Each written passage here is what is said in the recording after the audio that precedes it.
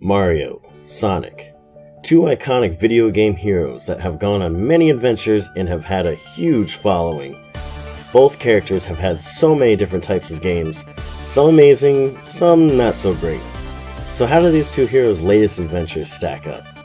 My name is Tony G, and instead of making two videos about Mario Odyssey and Sonic Forces, I wanted to make one joint one and kind of discuss why Sonic games in general just aren't treated with the same respect as Mario games. Now, I'm not talking about how fans look at these games, I'm talking about more how Sega and Nintendo look at these games and how they go about making them, and why Sonic games aren't so great compared to Mario titles. Basically, back in the 90s, there was a fierce rivalry between Sega and Nintendo. Who was the cooler character, Mario or Sonic? They even threw shade at each other in commercials.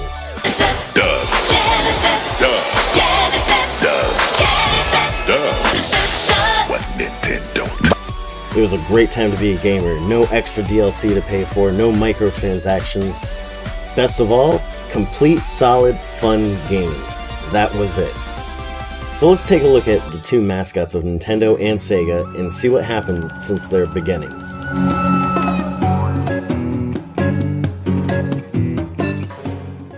Mario Odyssey is Mario's next great adventure. It follows Mario and his new hat buddy, Cappy, as they travel from kingdom to kingdom chasing after Bowser, who is getting ready to forcefully marry Peach.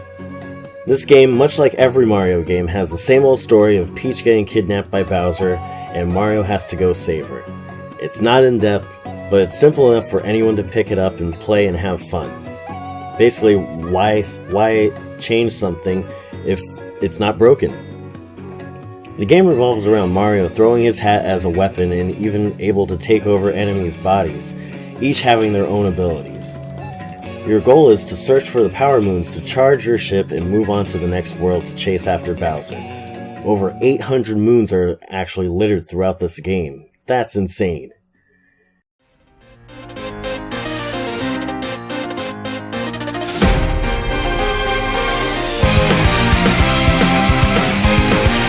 Meanwhile, on Sonic Forces, Sonic's newest game came out 11 days after Mario Odyssey, and his latest adventure takes a slightly bigger change to his usual matches with Eggman.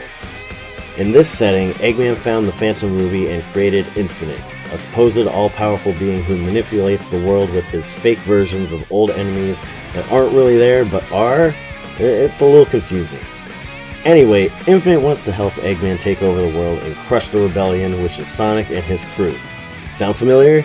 Yeah, it takes a lot of ideas from the comics and Star Wars, I'd say. It sounds pretty epic when you think about it. Right?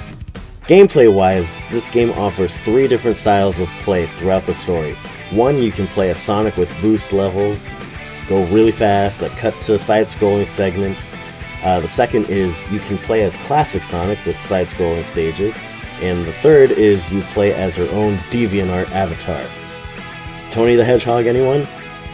Each character has their own style of play and brings somewhat of a variety to the gameplay. So how does a game like Sonic Forces compare to Mario Odyssey? Mario Odyssey gives you bright visuals with large worlds to explore.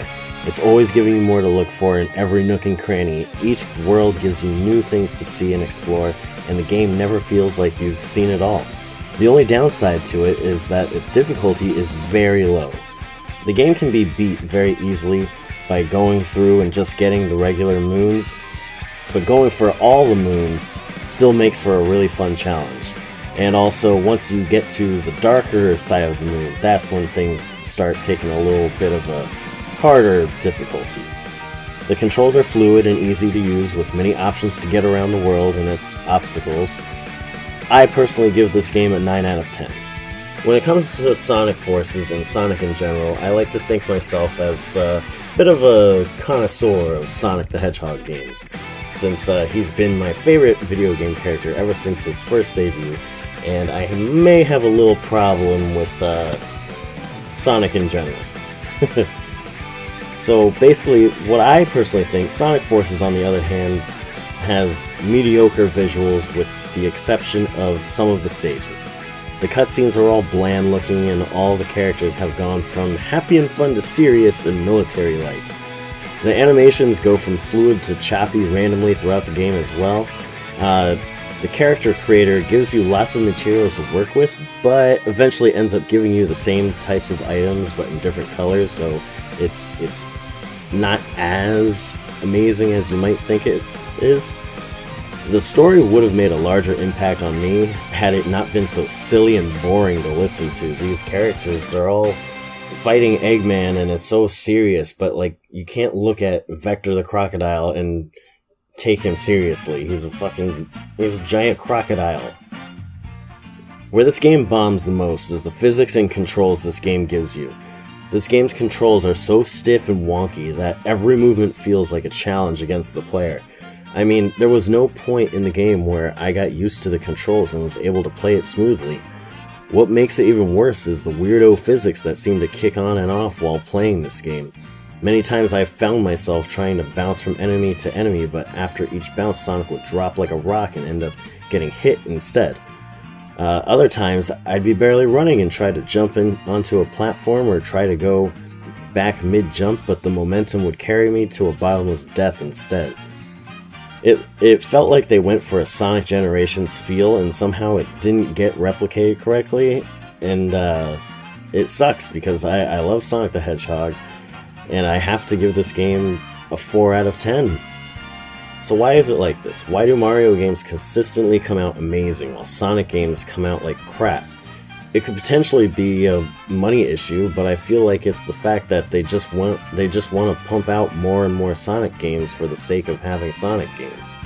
I mean, Sonic Mania sold amazingly well because of nostalgia and the fact that it had passion and love put into it. You can tell just by looking at the cutscenes in the game itself. Sonic Forces feels like no love was really put into it and that it was literally forced out. Every main Mario game comes out about 2 to 4 years apart from each other, whereas Sonic games are released pretty much every year. Now, I don't know the reasoning behind this, but if they would take the time to put as much effort into Sonic's games as Nintendo does to Mario, I honestly think the rivalry can come back and we can once again have the blue blur back on top. So that was my short review on Mario Odyssey and versus Sonic Forces.